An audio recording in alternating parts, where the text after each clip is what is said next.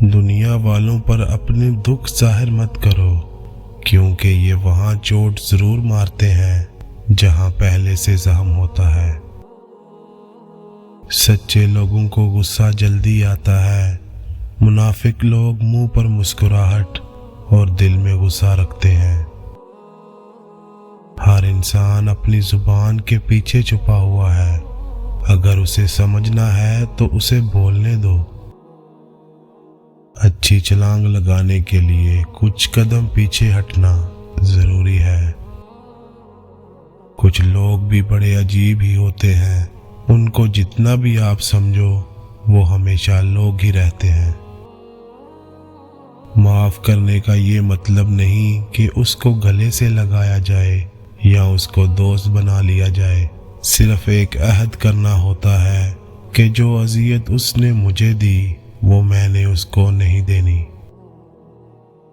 ہر وقت طنزیہ لہجہ رکھنے والا اپنا وقار کھو بیٹھتا ہے۔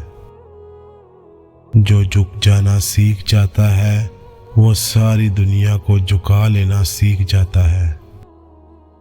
کچھ لوگ جب روتے ہیں تو اس لیے نہیں کہ وہ کمزور ہوتے ہیں، بلکہ اس لیے کہ مضبوط رہتے رہتے تھک جاتے ہیں۔ مایوس وہ ہوتا ہے جو اللہ پر یقین نہیں رکھتا، اور محروم وہ ہوتا ہے جو اللہ کی نعمتوں کا شکر ادا نہیں کرتا۔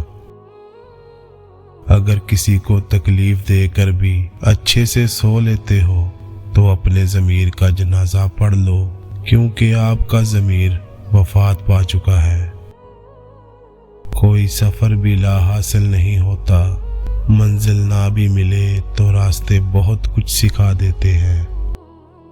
سچ بولنے سے انسان کو ذہنی پریشانیوں سے نجات ملتی ہے اور اس کا دل ہلکا ہو جاتا ہے۔ جب آپ اللہ کی خاطر برائیوں سے دور رہتے ہیں تو وہ آپ کو دوسروں کے ہاتھوں سے رسوا نہیں ہونے دیتا۔ وہ بلندی کس کام کی جس پر انسان چڑھے اور انسانیت سے گر جائے۔ جسم کی چوٹ تو وقت کے ساتھ ٹھیک ہو جاتی ہے، مگر لفظوں اور رویوں کے زخم کبھی ٹھیک نہیں ہوتے۔ ان لوگوں سے مت ڈرو جو اپنا بدلہ لے جاتے ہیں، ہمیشہ ان لوگوں سے ڈرو جو اپنا معاملہ اللہ پر چھوڑ دینے والے ہوں۔ لفظوں کے دانت نہیں ہوتے، مگر یہ روح کو کاٹ لیتے ہیں۔ زندگی تب بہتر ہوتی ہے جب آپ خوش رہتے ہیں، لیکن زندگی تب بہترین ہوتی ہے جب آپ کی وجہ سے کوئی دوسرا خوش رہتا ہے۔ اگر تم اپنے رب پر بہت بھروسہ رکھتے ہو تو یہ بھی جان لو وہ تمہارے بھروسے کو کبھی ٹوٹنے نہیں دے گا۔ اگر انسان صابر ہو تو اس سے کی گئی ہر زیادتی کا جواب عرش سے آتا ہے۔ اگر اولاد کو تحفہ نہ دیا جائے تو وہ کچھ دیر روئے گا، لیکن اگر اسے علم نہ دیا جائے تو وہ ساری زندگی روئے گا۔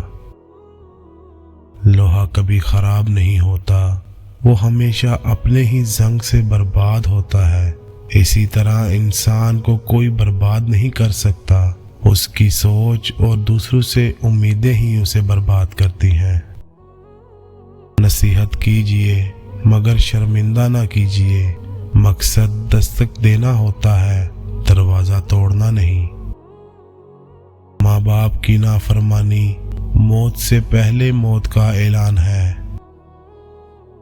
رزق کے پیچھے اپنی عزت کا سودا مت کرو، کیونکہ نصیب کا رزق انسان کو ایسے تلاش کرتا ہے جیسے مرنے والے کو موت۔